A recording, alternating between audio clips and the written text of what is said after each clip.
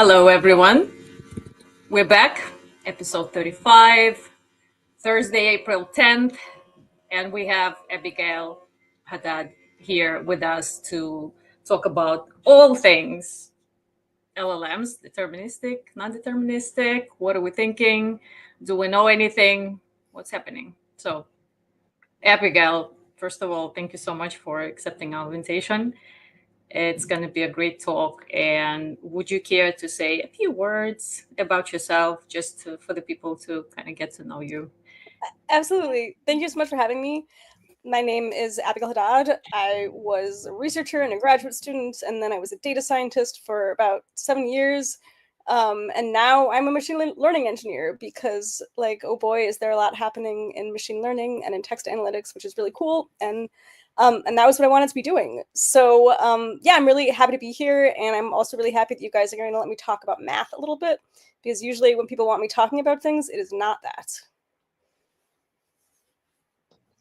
Yeah, for sure. Math is Perfect. definitely one of our favorite subjects that we Oh, of didn't get course. enough, I guess, in high school, back in high school. So yeah, really excited for this talk. And um, you know, um, I don't think I've ever delved into like deterministic versus non-deterministic concepts when it comes to, large language models. To me, it was more reminiscence of like law school, like philosophy class or something like that, determinism, things like that. So I'm really, really looking forward to like learning a bit more about We, what that actually. yeah, just brief disclaimer. We're just doing these talks for our own selfish reasons just to learn more information, guys, and to learn more is obviously that's what we do. It's just a good pretext, to invite Yeah. more people to get smarter. So yeah. Yeah, and Abigail, let me know when you want me to like pull your slides and kind of advance them. So like anytime I'm Yeah. ready. Sorry, Mhm. I'm never good with slides, but I did make slides for this. So yeah, if you can pull them up, that would be great. Sure. Yeah, But also I can always just talk as well. absolutely. All right.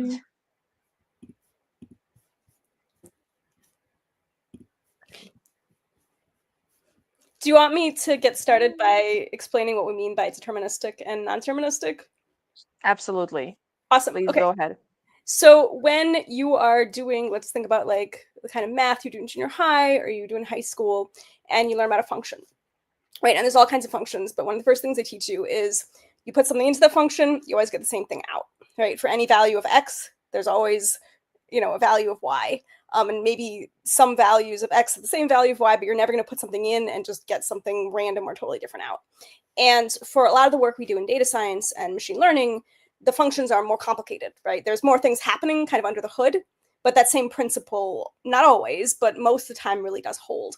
And we can call that determinism. So you have a function of some sort, maybe it's complicated, maybe it's sort of a black box and you can't understand it, but you put something in, you always get the same thing out. And so you can think of something like a linear regression model, right? Which some people call machine learning, some people argue with that, doesn't really matter. But it's a kind of model that we might use a lot in different kinds of data science or research. And very simple, you put in some value for some variable, maybe more than one variable, and you get the thing you're trying to predict out. Very simple. But even a lot more complicated models frequently work that way as well. Even though they're more complicated, you still always get the same thing. And then LLMs come out.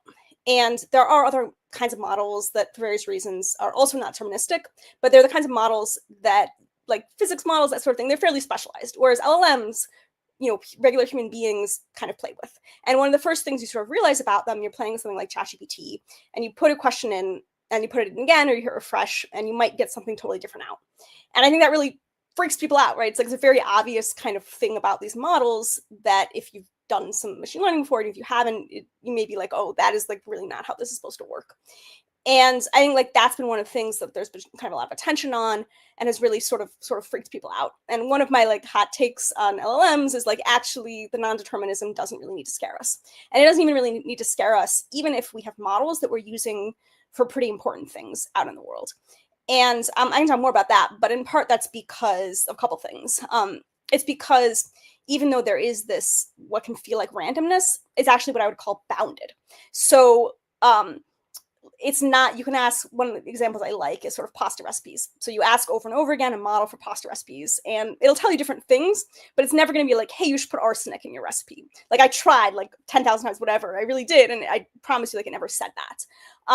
And you can have a pretty good intuition going in that it's probably never going to say that, and you can sort of validate that. So the randomness really is bounded, and also it's measurable to some extent. So there's lots of kinds of problems that we might want to solve with LLMs, and we can do a pretty good job of testing to start with, of like, for the kinds of questions we're asking, how big is that range of responses going to be? So it's bounded, and we can scope it.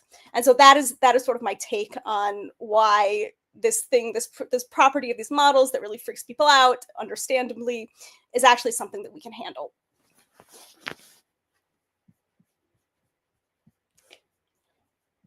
You can ask me questions, or I can just keep talking. We can show, I have a slide with gumballs. I like the gumball analogy a lot.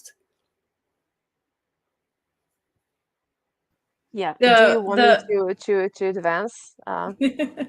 Can I just say something? The pasta and arsenic reminded me of the early days when Google just came up with the brilliant idea just to unleash AI summarization and stuff like that. So people kept asking, like, is that, what's the is it healthy to eat rocks or something like that? And it's just, it would give you straight up crazy advice on all types of questions. So yeah, I mean, we are currently in a very weird world right now.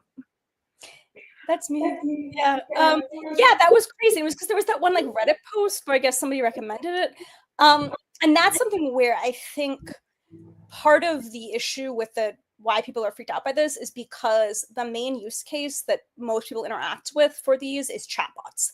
It's like totally open-ended, ask it anything, but a lot of the use cases that are actually getting built are much narrower than that. They're use cases where somebody's looking to, like, say, flag text, where you put in a kind of text and it pulls out the important things for you, or something where it's like a classification model, so something where it's answering yes or no. And so those are kinds of use cases, they're kinds of problems where it's much easier to kind of test it for the kinds of things you're going to use it for. Whereas something like a totally open-ended chatbot, ask about anything, it is going to be much harder to like lock down or to figure out how do we get it to never say anything terrible. Yeah, but that's not the first time it happened either. Is we all remember the days, it was 2016, 17, when Twitter came up with their own, back in the day it was Twitter, they came up with their own like chatbot, trained on all the trash from the, I think, 4chan or something like that. It was just disgusting, talking very, very vulgar and offensive, talking about the vulgar and offensive stuff. So they shut it down like pretty quickly still, but still they had to roll it out, just like, let's see what happens. Let's do that. It's 2025, and guess what? We're still kind of in this mode again. Yeah, I'm ranting. I'm gonna shut No, up. that's fine, totally. And one of the first things about LLMs that I was like arguing on the internet like a couple years ago was like, please don't make a RAG chatbot, like, unless you're really prepared to like go all in on model evaluation, because it was one of those things where people kept rolling these things out and then they said terrible things to their users and they had to shut them down. And like, in fact, like, okay, a lot of progress has been made in terms of RAG chatbots. You actually can spin them up now and do, I think, somewhat less everything, although you should still do model evaluation. But there really are like use cases that are less what we can call like generative. So like generative use cases, like something where it's like creating brand new text for you. And obviously, like chatbots, like that is a core LLM kind of use case. But a lot of what people are using them for are actually not generative. They're like classification, they're like highlighting text from your inputs. They're that sort of thing, and I think they're easier to evaluate, and there are fewer ways they can go wrong. Yeah, okay, I'll say that. Is that the slide you were talking about, the gumball analogy? Yeah, that's my favorite one. Thank you. Yeah. So I like this analogy. So I sort of, when you are ask an LM for something, you are like, in a technical term, we can say you're like sampling. You're like sampling across a distribution, right? But like in real words, I like to think of it sort of as there's this really huge, this should be a lot bigger, but whatever. There's a sort of infinite gumball machine. And you can't really see what's inside, but you put your coin and you put your prompt in, you dial the thing and something comes out and it's a gumball, right? And it's your response. And you can't see what that possible space of things you're sampling or pulling from is. But it might, if it for certain types of problems, like classification problems, like yes or no, there's two kinds of gumballs, right? There's the red one, there's the green one, that's it. And there's some balance of them. Like maybe they're half yeses and half no's, maybe there's some other thing, but that's all it's ever going to say, right? There were two kinds of gumballs.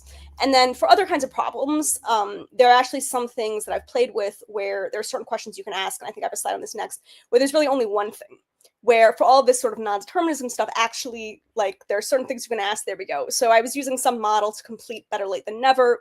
I was playing with temperature, no matter where I put the temperature, no matter how many times I asked, it said never every single time. So one kind of like one flavor of gumball in the gumball machine for completing better late than, it's always never, right? And then other things, other questions, and you can see this yourself, that are more open-ended, like there's like 1,000 different flavors of gumball or 2,000, right? There's a lot more things in that machine. It's a lot less bounded, but it's still not infinite. It's still like, it's never going to say arsenic. And I don't know, I find that helps me. That freaks me out less about the various ways we could use these models. That it might be one gumball, it might be two, it might be 5,000, but it's never infinite.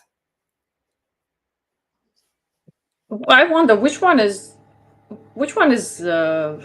worse, that the one that's saying arsenic or the one that never says arsenic under any circumstance. That's kind of a different side of this coin, right? A person might just be wondering, doing research on arsenic, for example, and the model would flat out refuse any inquiries. Yeah. When it comes to, I mean, they're working on the latest ChatGPT model, kind of the model card was like, okay, we're working on those things, and the model refuses less when it comes to given the certain context, but still, yeah.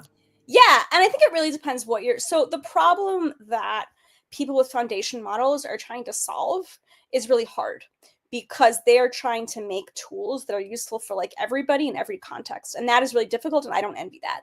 But for like, for my use case or your use case, like if your company has a chatbot and it's only answering questions about, say, customer service or, policies or whatever, you can be pretty strict with it about like, please, like, no arsenic.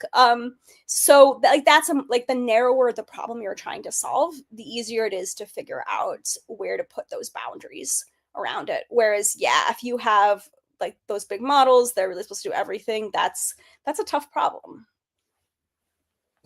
So you're saying it's better. We're all better off if we have one small model for any given particular task that we're working with, versus just one generalized model that just answers all of your questions. Well, we might still be using, like, your chatbot is still probably using one of those bigger models, but it's using it with some other set of constraints. Like maybe you've put some set of guardrails on, or maybe you have like a two-step process where first you maybe use a smaller model to determine, is this the kind of question that that we want to actually send to the bigger model, that sort of thing. So we might still use one of those bigger models, but we're going to have some other architecture around it. Mm-hmm. And yeah, we can talk about, I think I have a slide. I hope I have a slide on. Yeah, we're definitely talking about it. Here we go. Okay, yeah, next slide actually is the slide on the thing. Yeah. Okay. About randomness, right? Yeah. No, so good question. Okay, so it's sort of about, so the question had to do with why smaller models are more deterministic than bigger models, and it's sort of a small and big thing, and it's sort of something else. So there's a few reasons why you go to ChatGPT and it's non-deterministic. And the first piece is something that is actually not really about size. It's about the fact that the company has made decisions about how much they're going to let you control the outputs. So I mentioned sampling. When you ask a question through the API or through the GUI, through the graphical user interface, the chat interface, it's sampling from possible tokens. It's reaching and picking something out. And if you were to do that on your own, using an open source model, there are some parameters you would be able to control that would make it less random, that the companies have just decided for whatever reason they don't want you to control. So that's the most controllable part. And that's not about size. That's just about whether they let you sort of set a random seed, we call it.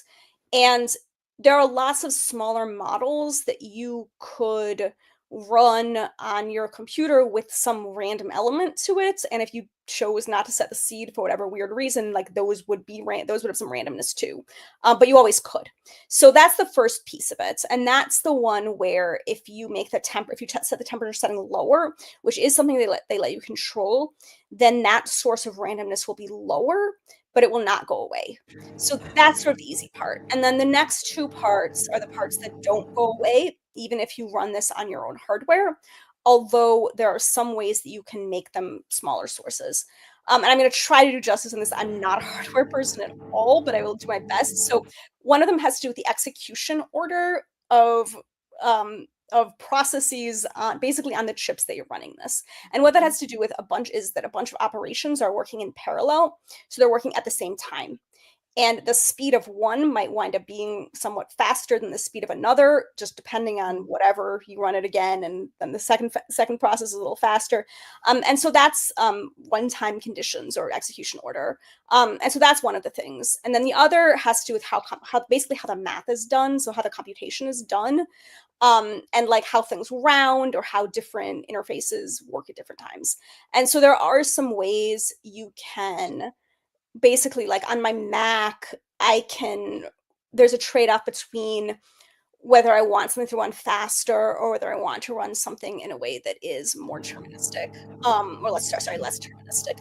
So yeah, the sources of randomness are coming from a few different things. Some of it is controllable, some of it isn't really. And the execution order and computation, those are the same issues with other kinds of machine learning models, like world models, like physics, that have the same non-deterministic issues. Mm-hmm. That's interesting. We have another question. We have so many questions already. Hi, Jared. Yeah. Does deterministic imply less ambition, less generated usefulness versus non-deterministic, more risky, less certainty? Yeah, so I think Miguel, should I go to the next slide? Oh, I don't know. What is the next slide? Do I have a next slide? Yeah, okay. The next one is actually about your Oh hot yeah, take. yeah, totally. Yeah, because I think that kind of also maybe speaks to Sure. Jared's question a little bit, right? Kind of in that area. Here we go. Yeah, so my hot take is that non-determinism is okay, that we can deal with it, but it's actually not that non-determinism is better. And I think so. I would sort of split out two things. There's, you ask a question and you have the ability to get multiple responses. I mean, that's good, but I would still like to be able to control that. So what I would really like to be able to do is I would be able to I would like to be able to set my random seed, and I'm going to set it at 1. It's going to give me an answer. Every time I put in 1, I'm going to get the same answer. And then I can change it to 2 and 3 and 4 and whatever. I'd like to be able to vary that seed parameter and have that get me a range of responses, but in a way that I can control.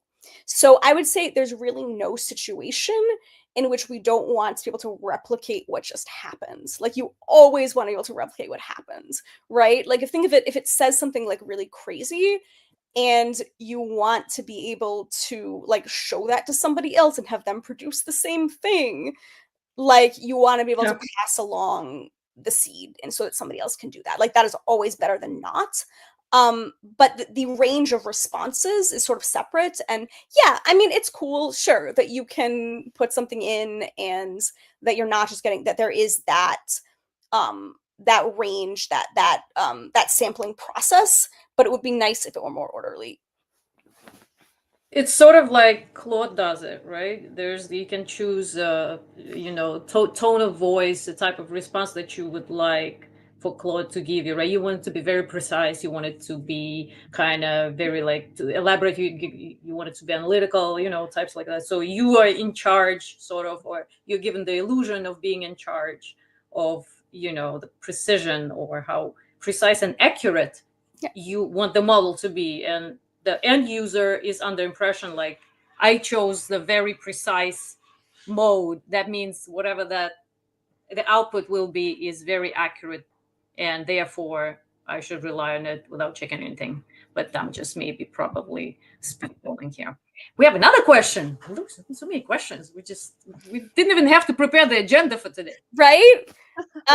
Searching for real and specific data will give you more specific correct answers. Yeah, I don't know. So there's all this stuff about like how do you get good information from LLMs, and like I don't know. That's not really how I use, like I use them for coding, I use them for editing. I still like absolutely fact check everything it tells me because I don't think the real strength of them, at least at this point, is exactly like being correct about like hard things. Like I was asking it something about like give me some articles, and even though it had access to Google, it was still totally making things up, and I don't know how to Yeah. make it stop doing that. just tell it, please stop. Please stop, right? Don't Please don't do this. don't do that. Yeah. Yeah. It sounds so easy, right? I mean, So yeah, I we guess want I too mean much. we also discussed like non-deterministic doesn't mean, it can say anything, and everything. It is still, there is certain boundaries, so it is bounded in a certain way, and there's actually like a testing process, right? An evaluation how, how bounded it is. So if you could talk about that as well for a bit. Absolutely. So like for Yeah. instance, like if I have a model and I'm trying to figure out I guess I mentioned classification models. I really like classification models. You have buckets.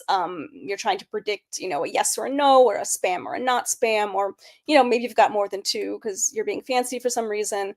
Um, and so the way that works when we do this is we have something called like labeled data. So we have our text inputs, we have what the actual label ought to be, so that spam or not spam.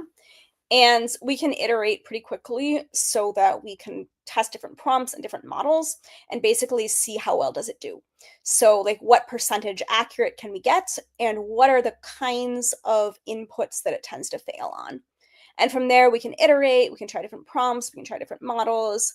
Um, if you want, you can prompt multiple times for each input and see like, are there some patterns we get? Like if we go with a rule where we do best two out of three, does that get us better results? And all this stuff is very easy to play with. And you'll be able to figure out from there basically how accurate you can get, and how that varies with your process. And then in terms of if the non-determinism is really not okay for your use case, then there are, you can try different models. You obviously low temperature, different prompts, that sort of thing. And then there are also those hardware issues that you can, if you're deeply invested in this, you can try further to really get it down. And like we saw for that, fill in the blank, better late than, you might actually, for your use case, you might not have a non-determinism problem. Like, don't assume you will, but it's definitely something to test if it's something that concerns you. Super interesting. So, talking about just just tell it to stop, make it stop, and obviously these models are not very much famous for being to admitting, I would say, that they're in fact wrong, or just give you a response as simple as I don't know. Why is that exactly? Why can't we just have something so trivial? Right. So one of the things I have seen people do to sort of figure out the non-determinism things to ask how confident the model is, and you can do that, and some people have told me that they have tested it and found that to actually work. That freaks me out, and I would not do that. Like if you want to figure out how confident it is, then if you're using a model that is not open source, then you can ask repeatedly, and that's where you'll get it. And if you're using a model that is open source, then you can kind of play with the logits. You can sort of play with the internals of the model and see if you can get some data there. I mean, I think this sort of like the standard response to why does it very confidently say things that are wrong is that it doesn't have a world model the same way you do. So when it's telling you something that's wrong versus it's telling you something that's right, it's going through the same process each time, which is sort of like next token prediction. So it's giving you the next word in a way which is statistically probable. And I think that is correct. Like that is an answer that isn't wrong. But that said, like I have seen tools that seem to do a much better job of getting it to say I don't know. I forget, there was somebody demoed this for me a while ago and it like legit like worked a lot better. And so I don't think that this is necessarily entirely intractable, although like I do think that it is difficult. That's interesting because obviously a lot of people are not aware of that, and we keep coming to this discussion. AI literacy very important. People need to be aware. Blah blah blah. And I love my favorite case of the attorney who was using. It was a long time ago, 2 years ago. The Avianca case. Attorney was using ChatGPT. It came up with made up side of cases. And the attorney's defense was, but I asked ChatGPT if these were real cases. And the response was, yes, these were real cases.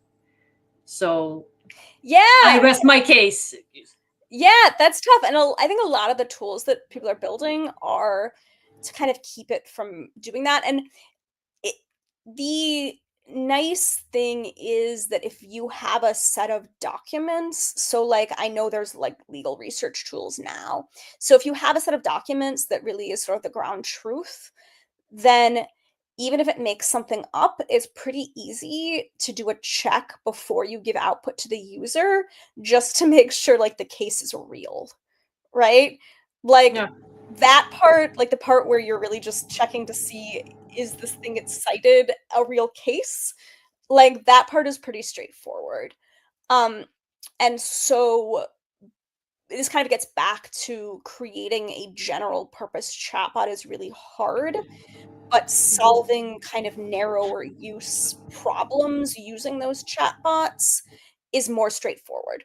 So, like, if you have that body of text that you're referring to, then you can look at it before you tell the user something confidently.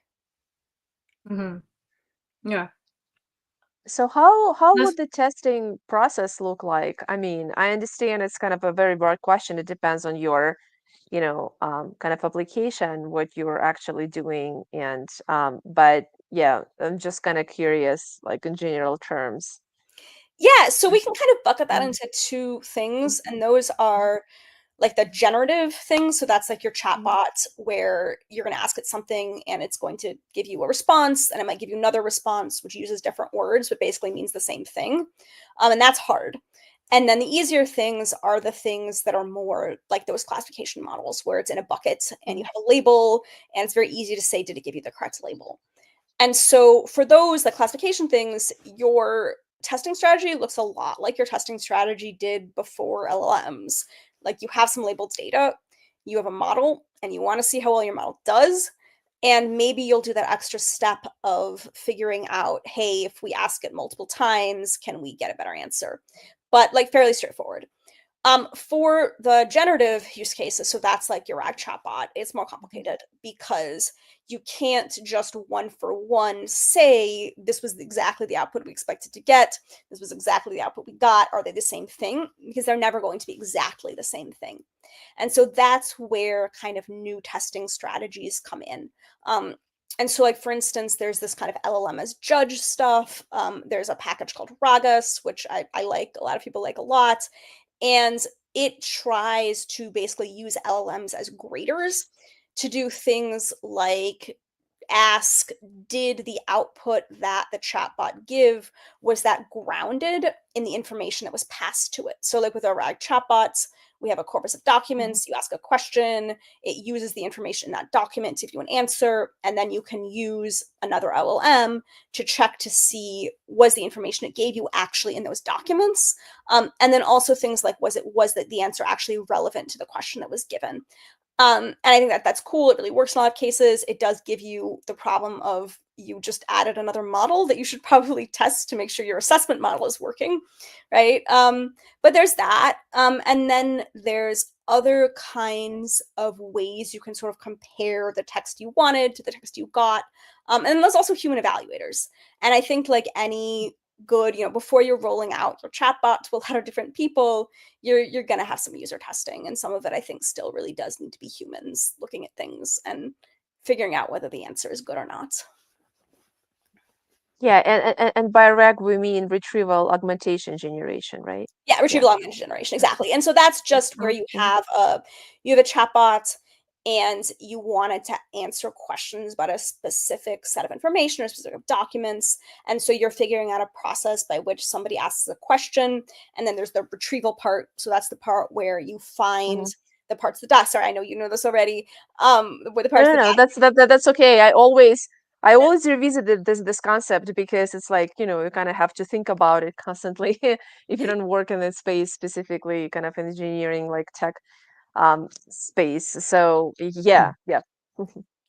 Totally. And then you retrieve the documents that you think or hope are relevant to what they asked. You Mhm. pass them to the chatbot and say, basically, use these parts of the documents to answer the question.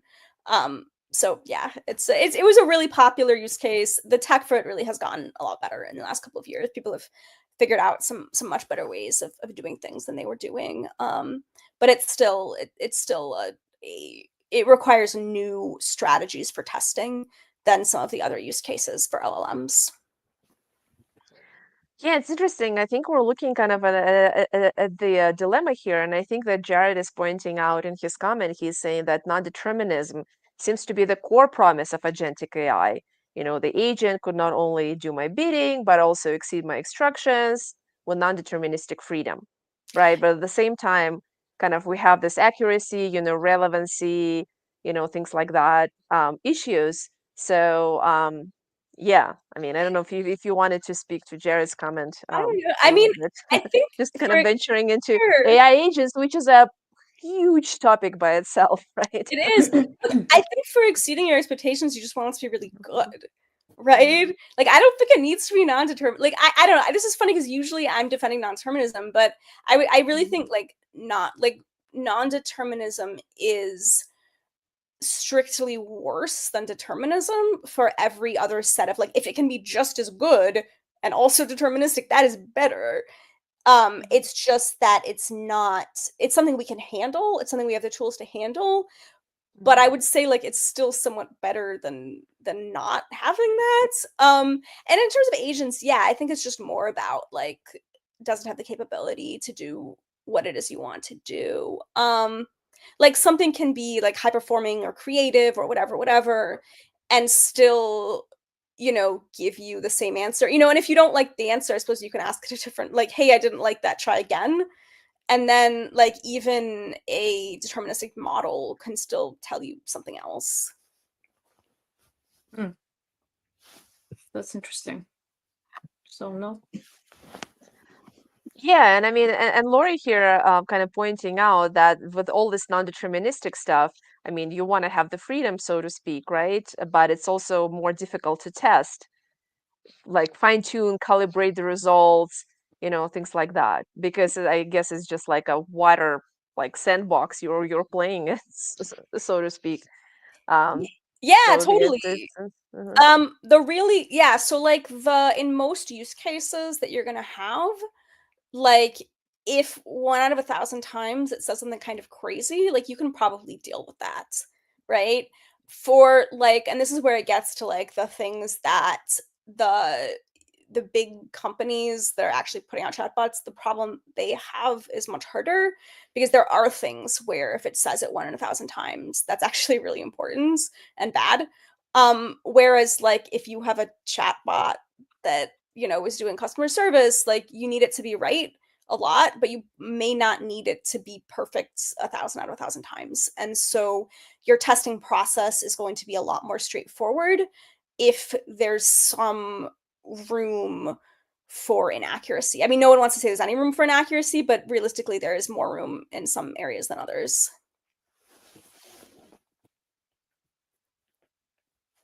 Can we talk about just a few minutes, and then we're gonna switch to a more interesting topic, in my view. Human in the loop, as we mentioned, right? And during our prep conversation, as well as in the description for this talk, we mentioned. So it has to be, obviously, everybody's heard about the human in the loop. Everybody kind of differs on what that exactly means. But it has to be, you mentioned that it has to be more than just a person clicking through, basically. What did you mean by that exactly? Just can you expand on that for everyone?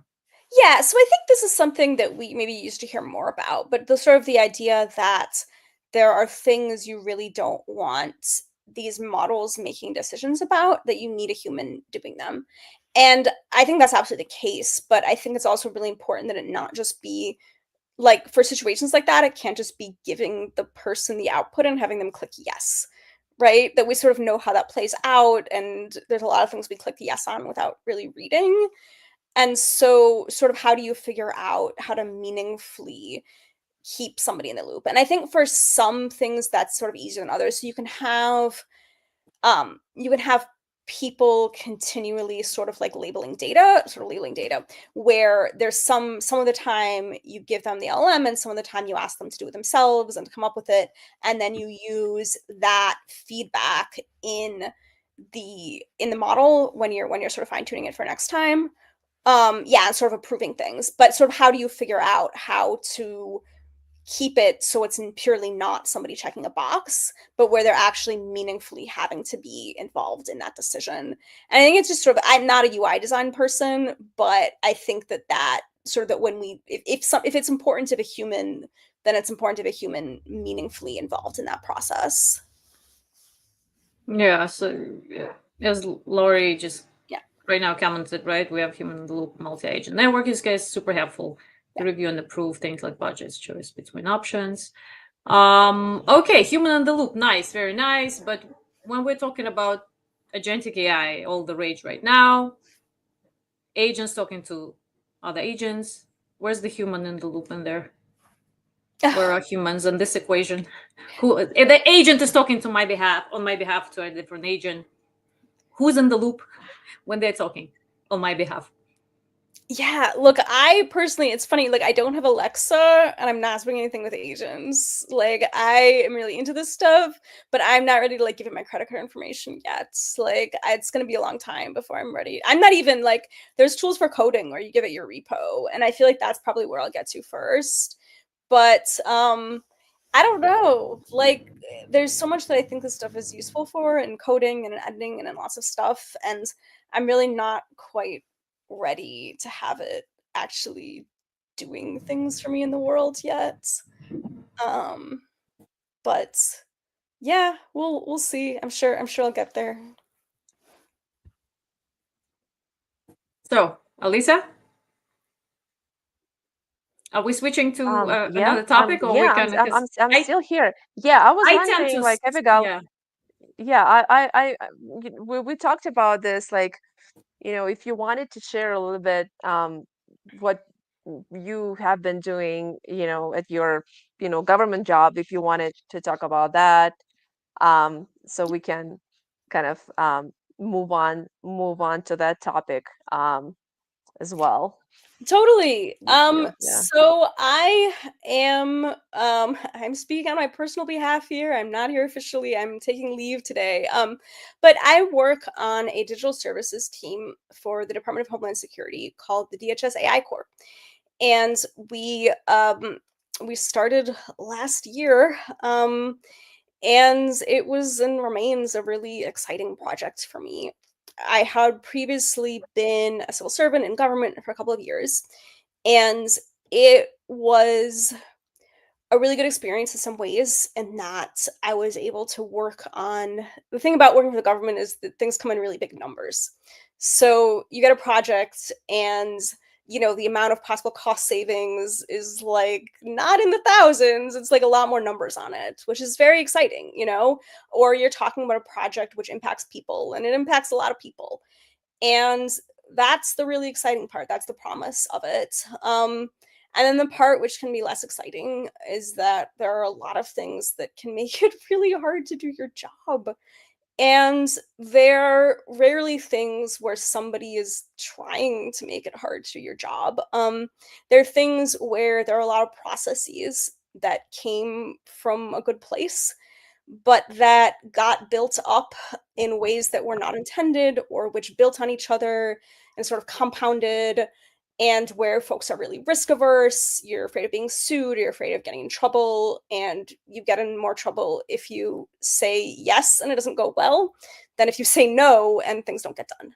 And so I think, like everybody else who did tech for government, I certainly ran into those issues, and there were things I tried to fix, and there were mostly I was not able to fix them, sadly. And I wound up leaving in a way where I was sort of the last data scientist on my team to leave, but I left. And then I came back to government because it seemed like there was really this moment where folks were trying to hire developers and data scientists and other folks into fairly senior roles where they were going to let them stay technical and where they really wanted us to do stuff. And so I got to join DHS AI Core and as a machine learning engineer, and I'm on a team with engineers and designers and data scientists and all these other folks. And we've really been trying to do stuff. So yeah, it's been a really good some months working with everybody and really having some victories and some things where things are really hard. But yeah, I'm happy to talk more about it. Yeah, I mean, we cannot not bring up the latest addition to the executive orders from the current administration. So there were two revised policies released earlier this week: federal agency use of AI and federal procurement in particular. So, and kind of the administration laid out this sort of more detailed plan for agencies on how to use AI in their day-to-day operations. It's pretty much, in my view, pretty level-headed. Everything checks out. Nothing veers off kind of this anti-regulation It's cliff. great. I would Look, say, yeah, I it's was kind of terrific. surprised No in a check. sense. Yeah, I couldn't object if I wanted to, but also no. Look, it's terrific. It's like, I think it's great that folks are interested in using AI in government, and that's a through line from both administrations, is that people want to do this and there's a lot of energy around it. And I mean, I think that's terrific. There's a lot of places that we see. I mean, I speak for myself only, but we showed up at DHS and people really wanted to work with us. And that was great. I mean, there was just so much appetite. People came to us. I mean, think of it like government. There's so many documents. There's so many. Oh my goodness, there's so many documents. And, the question of how do you make those documents legible, right? How do you make it so that in order to find an answer to something, I don't have to like control F through 100 different things, right? And so, or things like you have customers, you have situations where you're serving clients and where a lot of the questions they're asking are kind of the same, right, over and over again, and then there's some that are really hard and not the same. And so how do you figure out how to use AI to sort of answer the easy stuff and save the harder stuff for a person? I mean, that sort of thing. There's so many use cases for this where there really are benefits to automation, and people wanted to work with us, and we wanted to work with them. What kind of struck me, and I wrote about it in my LinkedIn post on those two executive orders, is the particular focus on America-made AI. Will anyone chance a guess as to like what it would look like? As I was answering this question myself. Is it hardware? Is it software? Because when it comes to hardware, I am sort of just very lost in terms of how can we claim to have American-made AI I since am not the person to everything. answer this question. Yeah, no, I it's don't just kind of know. I don't know. I the mean, way it was phrased. It was interesting. no, I mean, in terms of in terms of the models, I mean, Anthropic and OpenAI are, are great, and we have so much talent in this country in terms of that, and we're ahead, and I don't know, like, as both a data scientist and American, I think that's great. I mean, I don't know, like, sorry, I don't, I'm, I'm not a hardware person or a trade person.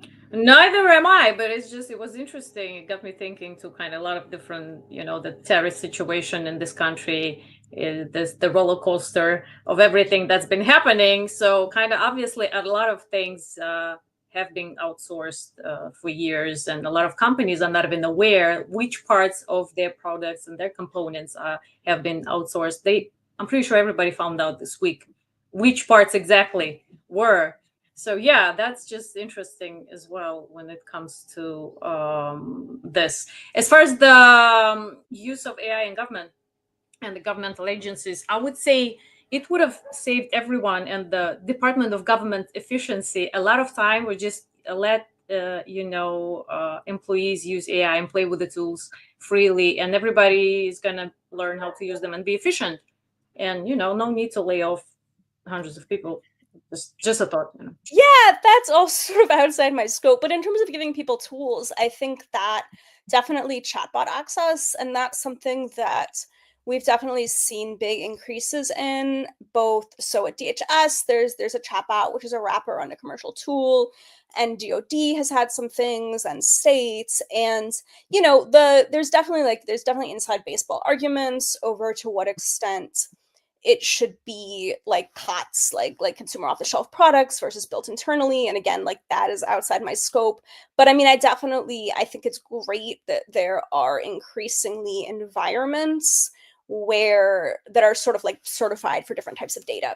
So like where you can Mhm. put in your information about that you would not be able to put in a public chatbot, in a tool that is available in your environments. And that's great. Yeah. I mean, that's terrific. And definitely, like, the first part of this is just giving people access to chatbots. And I've seen a huge expansion of that in the last year that I definitely hope continues. And I think it will. Yeah. Yeah. No, definitely. I mean, it's good to encourage that because otherwise, you can set up various rules and guidelines and recommendations. But at the end of the day, it comes down to the employees and people and how they feel about the technology. If they have their reservations, if they don't want to use it, they're not going to be using it. And here's your bottleneck. Just the magic won't happen, so to speak. So yeah, it all comes down to good old people and employees liking and enjoying the tech situation. Yeah, I mean, and definitely is something where I think we have to assume people are going to be like that. Once you find a tool that helps you do your job better, and you're going to use it, which, like, is a good thing, right? And so I think it's definitely important that employers, I mean, the government and everybody, that you're finding people like safe, approved tools to use. Because the alternative isn't that they're just going to go, okay, I'm not going to do my job as well. Like, they're going to seek these things out on their own and use them. So definitely finding people approved tools so they don't use shadow IT is very important to me. Yeah, so I guess we have time to discuss that as well. Shadow AI, has been on making rounds and articles. I've seen a lot more discussions about that, but it's not a novel topic, I would say. But obviously, everyone who's going to tell you, every CEO or I don't know, director, a person in charge who's going to tell you, my employees don't use AI tools, or I know every single one of the tools that they use, which is not true. Of course, you can't know that because there will always be people who are using that in secrets, but it depends on the policy, obviously, and on how you, again, talk to people. Which brings me to this topic, because I've been talking to a few startups recently as well, and shadow AI is becoming a very acute topic, I would say, for cybersecurity teams, because obviously it poses a certain amount of threats to a company. Would you probably. Would you like to say a few words about that? Yeah, totally. So some of this is in my wheelhouse and some is not, but I would definitely say things like if you think you need a policy about code that is written for by LLMs, like if you think that LLM generated code has some extra set of security risks, then you need to apply that policy to all of the code anybody is writing, because you don't really have a good way of figuring out what was LLM generated and what wasn't. And the more you sort of create punitive measures or say we're going to treat them differently, then the more people have reasons to obfuscate how they're writing their code. And so I think you just have to sort of go in with this is happening. We're probably not going to be able to detect it very well. So any policy we have just kind of needs to apply to anything. And I think that also involves things like there are failure modes with how people use these tools. There are like weird things it does, which can mean that your code works, but it's like it works for now, like it's not robust, like it's gonna break. And so I think like educating folks and working together on what are the failure modes, how can we learn this stuff together, and what kinds of measures do we need in place internally, in whether that's things like introducing code reviews for teams, where it's more data scientists, where maybe you haven't always done that and maybe now you need that, that sort of thing. But I've seen like less of this than I would have thought by now. And really sort of it's something where I feel like a lot of people are using these, but I'm not seeing much in the way of organizations figuring out like what does that mean on a broader scale for us? Like what are the things we need to do to respond to this? Mm-hmm. Yeah, that's interesting because that's kind of the impression that I've been getting from all the reading that I've been doing, and just talking to people. And recently, the latest report that came out from the New York State Legislature on the AI governance state of things in the state of New York. And one of the findings of that report was, as a matter of fact, the state of AI governance is very bad because agencies don't really train their staff, or if they do train, the quality of that training leaves much to be desired, and things like that. So why are we still? I was just wondering, like, why are we still at this place 3 years in? Because a lot of committees have been working on that. A lot of reports have been coming out. People are assessing and reassessing the the risks and the damages, and yet here we are, nothing is kind of moving forward, and just agencies and organizations as well that just are scrambling, and people are trying to define what it means for them. How do you mitigate those risks? How do you do that? What's best for your organization? Because obviously lack of standards and everything under the sun. Yeah, I think it's hard. I think it's stuff is really fast moving. Leadership isn't necessarily, depending where you are, leadership may not be the most tech savvy or the most tech literate when it comes to this. It's something where you can sort of use tools individually and not necessarily talk about what you're doing, and where there may be some stigma at saying, actually, and I think, actually an AI could do a lot of my job. Like you might not want to say that to your manager. And so, yeah, I think there's just kind of like, there's a lot happening, and it's fast moving and strange. And, usually with technology, we have more time on things. So like the internet came, but it was like a little bit slower. And this just feels like there's been this really strange, uneven kind of like access and workflow change where like I use this all day long. And like I have a former boss who I was talking to. And even though like we hadn't chatted in a while, we were both using it in exactly the same way. We're like, oh, yep, doing that. Whereas like a lot of folks just really aren't, and aren't interested in a lot of cases. And so yeah, it's been really strange. And I guess the other thing is I think it's hard to figure out like what policies you should make. You should like, you can tell people like, hey, this stuff makes things up. And like that seems like a good thing to say. But in terms of training people how to use this, I think it's tough, and it's probably to some extent like specific to the sort of work that you're doing. So like I've taught a couple of workshops on how to use LLMs in coding. And the first one I gave, people were like, "Oh, whoa, I never thought of that." And then by the second time, people were like, "Yeah, no, I do this already." Because like that was sort of the crowd of who was signing up at this point. But I think like, I can sort of tell folks how do you use LLMs when you're trying to like set up your coding environment and use version control. But I'm not sure that really transfers that well to like if you're using these to edit or like, God forbid if you're trying to use these to do research. Like that's a whole I don't know, that might be a different set of things. Yeah. Yeah, I feel like certain industries and organizations, just based on like, market verticals, whatever kind of business they're doing, they're just better positioned. Uh, kind of on how to integrate these processes into their existing workflows. As you were saying, I mean, some engineering orgs, they already have process and policies in place.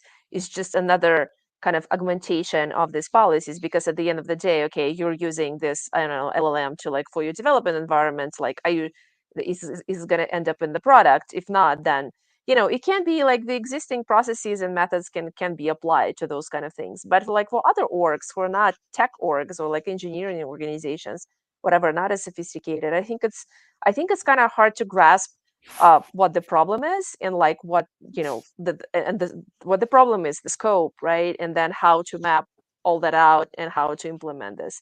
So I think that there is like variety, like a large variety of organizations and businesses who are faced with this problem, but they're not in the same position. Definitely not on how to even like starting to grasp what's happening there. So Yeah. Yeah.